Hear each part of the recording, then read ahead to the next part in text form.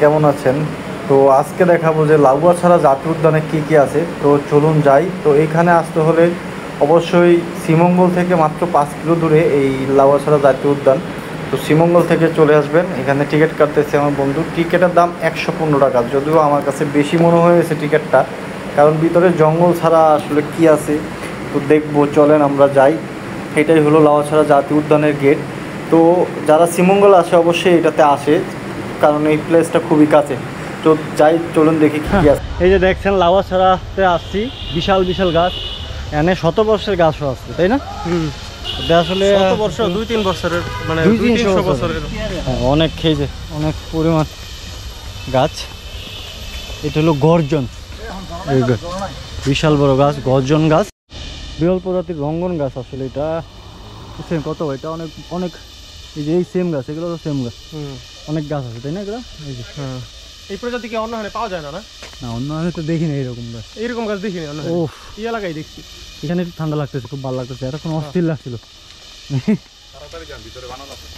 আছে ওকে লোক, ওকে ওকে। যে আরেকটা প্রজাতি বাস, বিশাল মোটা মোটা বাস। এই বাসটার নাম হলো যাই বাস, না? খাতা কলমের আবার বাসের মধ্যে লেখা রাখছে, দেখছো? হ্যাঁ হ্যাঁ, এগুলো অনেক বছর আগে। উফ, মেয়েদের, হুমায়ুন আহমেদের আমার আছে জল ছবির এই শুটিং হয়েছিল এই এই ট্রেন লাইন।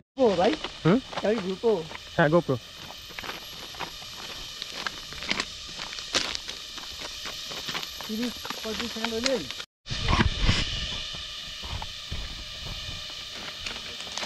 আমরা এখন আছি লাউয়াছড়া জাতীয় উদ্যানের ভিতরে। জাতীয় উদ্যানের ভেতরে আরও একটু সামনে এগিয়ে আসলে এইটা রেল লাইন চলে গেছে ঢাকা সিলেট, না? এটা একবার সিলেট পর্যন্ত কুলাউড়া হয়ে, হ্যাঁ সামনে কুলাউড়া, সামনে এটার দিকে সামনে কমলগঞ্জ মনে হয় স্টেশন আছে, কমলগঞ্জ হয়ে কুলাউড়া হয়ে তারপরে সিলেট। তো এই রেল লাইনটা হচ্ছে একেবারে লাউয়াছড়া জাতীয় উদ্যানের ভেতর দিয়ে, দুই পাশে গহীন অরণ্য। এই যে শুনতেছেন ঝিঝি পোকার ডাক, এই রেল লাইন চলে গেছে। তো এই রেল লাইনের দুই পাশের ভিউটা অত্যন্ত চমৎকার, অনেক চমৎকার। আর সামনে যে স্পটটা আছে কেটে আর কি রাস্তাগুলো বানাইছে, তো এটাতে আসলে উদ্যান যেহেতু জঙ্গলে থাকবে। এই যে ওনারা বিশাল গাছ, বিশাল লম্বা গাছ, মানে এগুলোই আর কি, আর শুধু জঙ্গল এনে লাউয়াছড়ার এখানে এখন আমরা যত ভিতরে যাব শুধু জঙ্গল। তবে এই জঙ্গলের বিশেষত্ব হচ্ছে জঙ্গলের মাঝে মাঝে এত পুরাতন, এত লম্বা এবং পুরাতন এই যে গাছ, এগুলো আসলে সচরাচর সব জঙ্গলে আমি এখন পর্যন্ত দেখি নাই আর কি। বিশাল বিশাল অনেক বিরল প্রজাতির গাছ আছে এই লাউয়াছড়ার, বিশেষত্ব এইটাই। জঙ্গল গাছ হিমছিমে অবস্থা। তো যারা ট্রেকিং পছন্দ করেন তাদের জন্য ভালো হবে, কিন্তু ট্রেকিং যদি পছন্দ করেন আর কি, এখন আপনি যদি এরকম এক্সপেকটেশন নিয়ে আসেন যে এখানে বন্যপ্রাণী চলবে, আমি সব দেখবো, নাও দেখতে পারেন। আর কতটুকু যাবো? হ্যাঁ, আর যে কতটুকু খাটা লাগবে আল্লাহ জানে, রাস্তা চিনি না তো। জঙ্গলের একটা এখন কোন দিকে যাবো? এদিকে এক রাস্তা, এদিকে এক রাস্তা, সোজা এক রাস্তা। এখন তো কোন দিক যাবা? কোন দিকে যাবো? খালি জঙ্গল, কিন্তু ওই সূর্য না থাকলে অন্ধকার থাকতো, ইয়ার মতো আমাজনের মতো, মানে একটা হইতো অ্যাডভেঞ্চারাস।